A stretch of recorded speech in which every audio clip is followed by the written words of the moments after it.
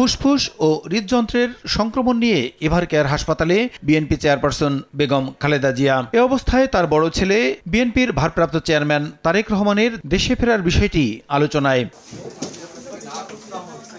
তারেক রহমানের ফেরায় আইনগত কোনো বাধা আছে কিনা এ বিষয়ে সাংবাদিকদের সঙ্গে সোমবার সচিবালয়ে কথা বলেন আইন উপদেষ্টা ডক্টর আসিফ নজরুল। বলেন, তার ফেরার ব্যাপারে সর্বোচ্চ সহযোগিতা ও নিরাপত্তার ব্যবস্থা করবে সরকার। তারেক রহমানের বাংলাদেশে আসার ব্যাপারে কোনো রকম আইনগত বাধা আছে বলে আমার জানা নাই। যদি কোনো বাধা থেকেও থাকে এটা অবশ্যই আমরা জানলে ওনাকে সর্বোচ্চ সহযোগিতা করব। ওনার নিরাপত্তার ব্যাপারে আমরা সর্বোচ্চ সহযোগিতা করব।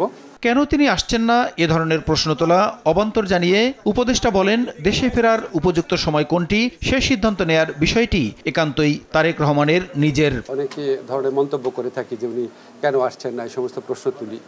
আমার কাছে এই সমস্ত প্রশ্ন তোলা খুব অরুচিকর মনে হয়।